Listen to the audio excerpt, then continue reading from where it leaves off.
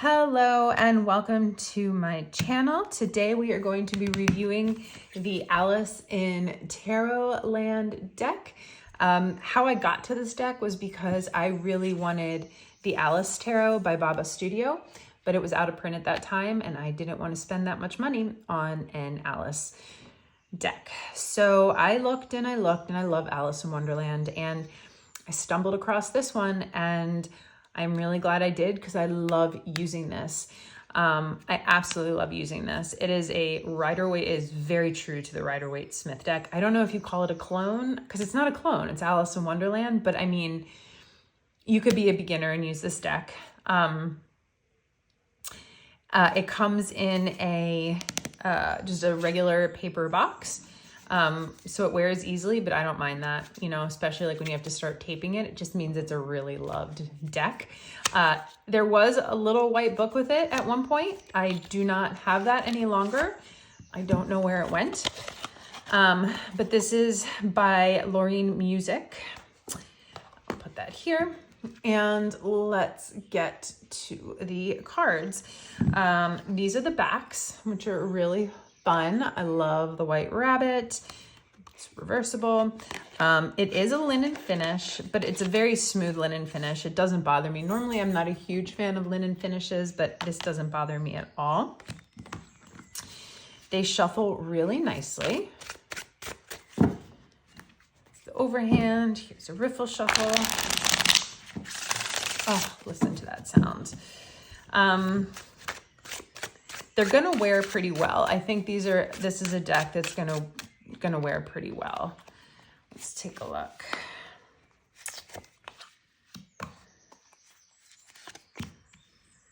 So that's what it looks like if you're doing just a simple 3-card spread. It is so much fun. There's really not much to say about it other than it follows the Rider-Waite Smith, which you're going to be hearing me say quite a bit throughout this video. But I just want to show this as an option for a Rider-Waite Smith deck. And especially if you're somebody who loves Alice or just loves to collect, I think this is a deck that's worth having in your collection. So here's the major arcana. We are going to start with Alice going through the looking glass. This is the beginning of her journey. You will see the playing cards here. These are carried out throughout the entire deck. As I see the Painting the Roses red cards throughout the deck quite often too. You'll also see clocks carried throughout the entire deck, as well as the white rabbit. Looking over all the major arcana, I'm not really seeing any visual tie-in the way that I have with some of the other decks that I've shown you. But there are patterns that are carried out visually throughout, but I don't think they have like a deeper meaning to it. I just think it's for visual aesthetic. It's a beautiful, fun, whimsical deck. And that's why I love it. And that's why I got it. And even if I don't read with it very often, that's why it will stay in my collection. It is the old school style Alice in Wonderland illustrations, except for this one random tower card, or this one random card that has the very Disney-esque Alice in it. So I thought that was interesting, and maybe if I had my little white book still, I would know why. But this color scheme is consistent throughout the whole deck. It definitely reads very, very much along the lines with the Rider-Waite Smith. So you're not going to have any trouble. If you don't like busier decks, this might not be the deck for you because the patterning is very, very strong throughout them all. But if you like whimsy and fun, this is going to be a great deck. So let's go ahead and move on to the Pentacles. So here is the suit of Pentacles. As you can see, it rings true and reads very true to the Rider-Waite Smith. And as I'm saying this, I realize this may actually be a really good first tarot deck for somebody because it does go along so well with the Rider-Waite Smith. Now, Rider-Waite Smith should be your first tarot deck in my opinion, but if you're really against it and you really feel you want another deck, this might be a good option because it just follows beautifully. I mean, if we look at the Five of Pentacles here, it's basically the Rider-Waite-Smith one, except what's interesting here, you still have them in the shape of the Tree of Life, but you can see what's going on inside the window, right? And I just think that this creator did such a good job putting Alice in the Rider-Waite-Smith deck. And that's what I really love about this. I like here that the Queen is like offering you some money. The King is offering you some money. They're generous versions of themselves, though. The Queens in this deck all seem a little ornery and a little short-tempered. And the Kings are all a little more, okay, whatever, I guess it's good. I'm just going to go do my thing, right? But these are the Pentacles. You know, I love them all. It's so fun. It's so whimsical. And that's really what you're going to be hearing me say as I show you the rest of this deck. So let us move on to the Suit of Cups. So here we are with the Suit of Cups, Ace through King. And as you can see, it's still following very true to the Rider-Waite-Smith. And I love that about this deck. Even if let's look at the Knight, right? We know that the Knight of Cups in the Rider-Waite-Smith, he has those mountains in the background with the river, and he's got the cup in his hand, and he even has the feather in his cap. He doesn't have the wings, but this character in Alice doesn't really have the wings the way, you know, on his feet and the hat, the way that they do, he does in the Rider-Waite-Smith, but he does have wings. It's just a butterfly.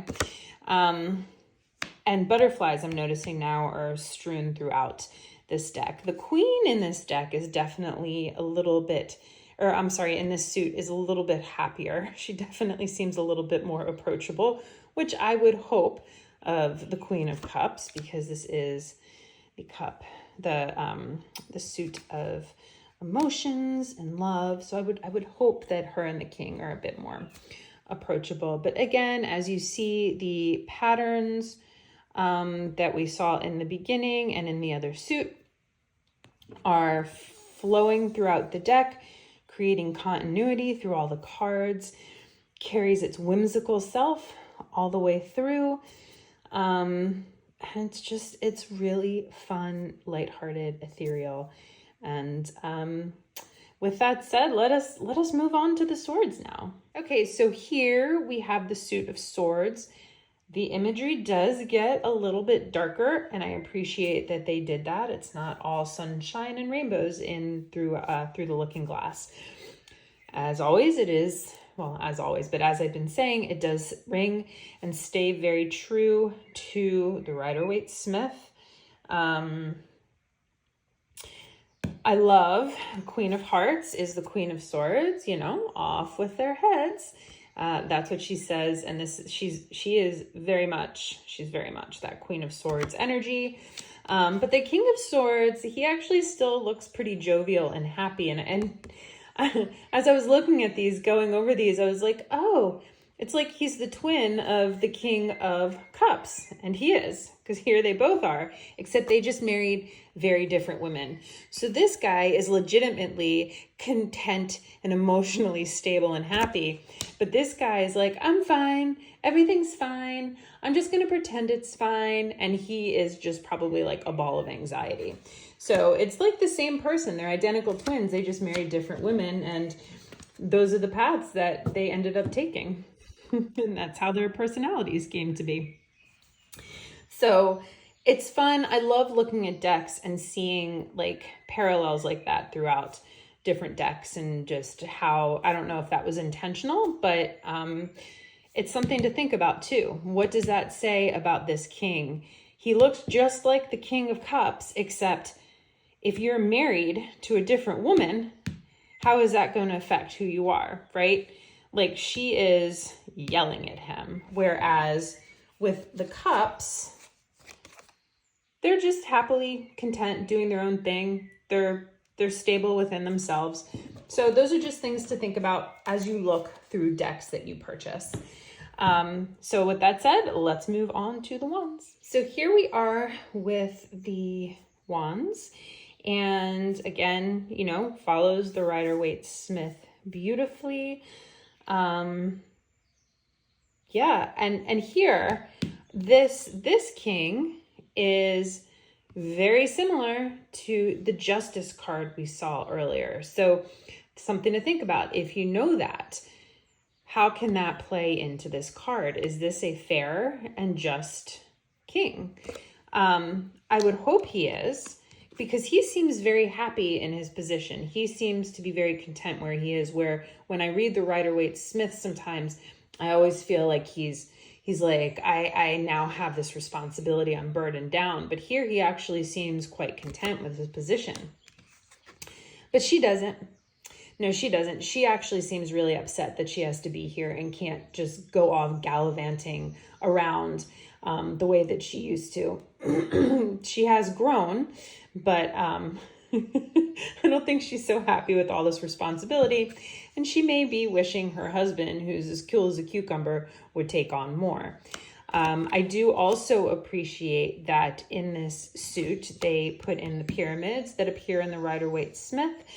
I always see that as, in the Rider-Waite-Smith, it's a desert and it's barren, but it's very much within the pyramid we know are full of riches. So sometimes it's a journey and exploration of going inside of ourselves. So I do appreciate that they put that into this suit. So I will say that this is a great deck if you're a beginner and you don't want the traditional Rider-Waite-Smith, and especially if you are a fan of Alice in Wonderland.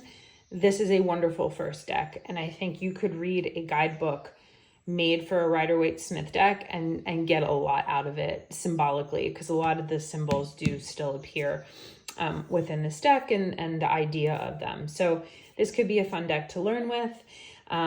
It is busy, but I do recommend it. This is one that is going to stay in my collection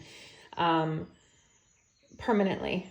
I don't imagine myself selling it or getting rid of it. I do enjoy reading with it sometimes, especially if I'm in a more lighthearted, whimsical kind of mood. I pull this out and I read with it. So I hope you enjoyed this video. If you did, give me a big thumbs up, and I would love to hear your thoughts on this, or if you use this deck, what you like about it and how you enjoy using it. Have a great day.